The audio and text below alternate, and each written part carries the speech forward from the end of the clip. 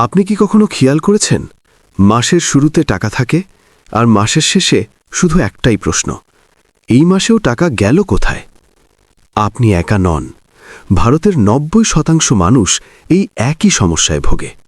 আজকের এই ভিডিওটা শেষ পর্যন্ত দেখলে আপনি বুঝবেন টাকা কেন আসে কিন্তু থাকে না।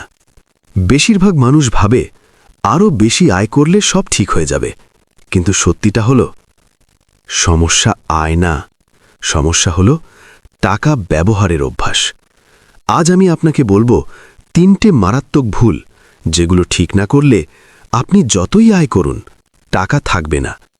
প্রথম ভুল, আয় হওয়ার আগেই খরচ ঠিক করে ফেলা।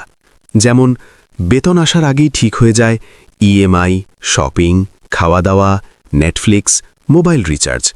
তারপর শেষে যখন প্রশ্ন আসে সেভিংস, উত্তর একটাই, শূন্য।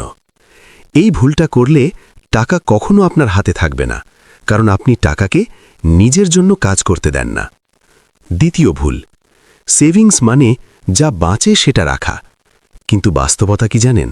যা বাঁচে তা প্রায় কখনোই যথেষ্ট হয় না, কারণ মানুষের খরচ বাড়ে কিন্তু সেভিংসের চিন্তা বাড়ে না। সেভিংস হওয়া উচিত খরচের আগে, না যে খরচের পরে। তৃতীয় এবং সবচেয়ে বড় ভুল, ইনভেস্টমেন্ট না করা। অনেকেই বলে আমি গরিব, ইনভেস্ট করব কি দিয়ে? কিন্তু সত্যি কথা হলো ইনভেস্ট না করার জন্যই আপনি গরিব থেকে যাচ্ছেন। তারপর টাকা যদি শুধু ব্যাংকে পড়ে থাকে সে বড় হয় না, বরং সময়ের সাথে তার ভ্যালু কমে। এখন আসি সমাধানে। নিয়মটা খুব সহজ কিন্তু খুব পাওয়ারফুল। আগে সেভিংস, তারপর খরচ, আর ইনভেস্টমেন্ট শুরু করুন যত ছোট অঙ্কই হোক। মাসে ৫০০ টাকা দিয়েও ফিউচার বদলানো যায় যদি নিয়মটা ঠিক থাকে। আপনি যদি চান আগামী দিনে টাকার চিন্তা কম হোক, তাহলে আজ থেকেই এই ৩টে ভুল বন্ধ করুন। আর এমন ফাইন্যান্স, টেক আর স্মার্ট আইডিয়াজ সহজভাবে বুঝতে স্মার্ট আইডিয়াজ ল্যাব চ্যানেলটি এখনই সাবস্ক্রাইব করুন।